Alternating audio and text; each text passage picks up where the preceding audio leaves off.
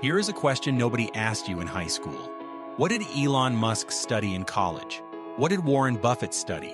What about the founders of Google, Netflix, Apple? I will give you 10 seconds to think about it, because I guarantee your school counselor never once brought up what these people actually studied. They were too busy telling you to pick something practical, something safe, something that would get you a stable job. But here is what nobody tells you. The degrees that produce the most millionaires and billionaires in America are not the ones your counselor had on that little pamphlet on their desk. And in the next 10 minutes, I am going to show you exactly what the top 1% studied, why your school system deliberately kept this from you, and what you should actually be thinking about if you want to build real wealth in your lifetime. Do not click away, because the first 2 minutes of this video alone will change how you think about college forever. Let's start with something that will shock you. In 2023, WealthX published a report analyzing the educational backgrounds of the world's ultra-high net worth individuals, people worth $30 million or more. You know what the most common undergraduate degree was among self-made billionaires? Engineering, not business, not finance, not economics. Engineering. But here's where it gets really interesting. Because when you look at the second and third most common degrees among the ultra-wealthy, you find something your high school counselor definitely never mentioned: philosophy and history. Philosophy and history. The two subjects that guidance counselors across America have been telling students to avoid for decades because, quote, they don't lead to jobs. Meanwhile, the people who run the world studied them. Now, why? Why would philosophy and history produce so many of the world's most successful people? Because here is what philosophy actually teaches you. It does not teach you facts to memorize. It teaches you how to construct an argument, how to find the flaw in someone else's argument, how to think clearly when everyone around you is thinking emotionally. In business, that skill is worth millions. Every negotiation, every strategic decision, every moment where you have to evaluate risk under uncertainty. Philosophy gives you a framework that most people simply do not have. And history teaches you patterns. It teaches you that human behavior is largely predictable, that markets follow cycles, that empires rise and fall for the same reasons over and over again, that every crisis has happened before in some form and left a trail of clues about what comes next. Charlie Munger, Warren Buffett's partner at Berkshire Hathaway, said that he had never met a truly wise person who did not read history constantly.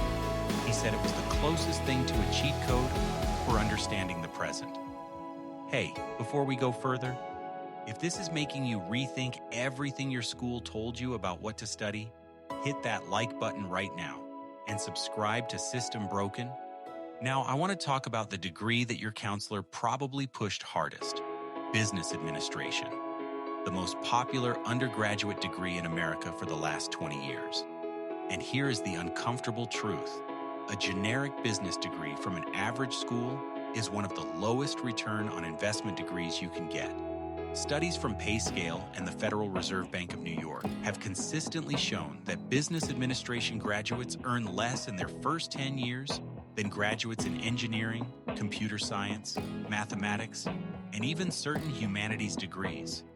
So why does everyone keep recommending it? Because it sounds practical. It sounds like it leads to jobs. And in a system designed to produce workers rather than wealth creators, practical equals employable equals done. But the top 1% are not thinking about being employable. They are thinking about optionality. That is the word I want you to remember: optionality. The best degrees for building wealth are not the ones that train you for one specific job. They are the ones that train your brain in ways that apply to everything. Mathematics is the ultimate example of this. Math does not train you to be a mathematician.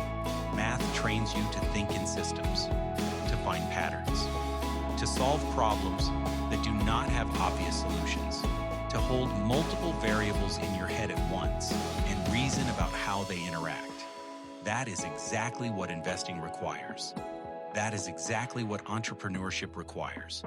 That is exactly what building and running a company at scale requires. And computer science is the same. Not because everyone needs to write code forever, but because computer science teaches you how to break a massive complex problem down into small, solvable pieces. That skill transfers to literally every field. Now here is the part that almost no one talks about. The top 1% did not just pick a better major. They understood something about college that most students never figure out. College is not about the degree. It is about the network. Harvard, Stanford, MIT. The reason these schools produce so many successful people is not primarily because of what is taught in the classrooms. It is because of who is sitting next to you in those classrooms. When you are 20 years old, sitting next to someone who will one day run a Fortune 500 company, start a fund that manages billions of dollars, or become a senator, and you build a genuine friendship with that person, that relationship is worth more than any class you will ever take. The top 1% understood that college was an investment in relationships, not just credentials. And they chose their schools, their clubs, their activities, and their social circles accordingly. Most students choose their major. The top 1% choose their network. So what does this actually mean for you? If you are still in school or thinking about college, here are the 3 things that matter more than what you major in. 1. Learn how to think, not what to think. Seek out professors and courses that challenge your assumptions, not ones that confirm them. Read outside your major. Read philosophy. Read history. Read biographies of people who built things. The goal is to develop a mind that can operate in chaos, not one that only works when the instructions are clear. 2. Build real relationships, not LinkedIn connections, not followers. Actual human relationships with people who are ambitious, curious, and driven. Your network is the single most powerful asset you will build in your 20s. Protect it, invest in it, add value to it. 3. Learn about money independently.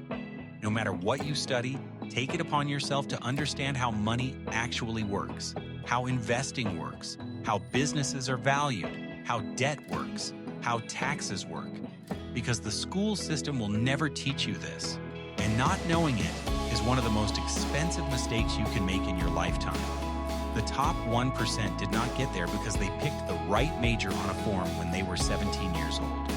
They got there because they understood that education is not a 4-year transaction.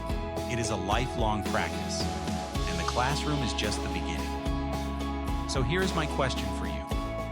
Drop it in the comments right now. What did you study or what are you studying? And do you think it is actually preparing you for the life you want? I read every single comment.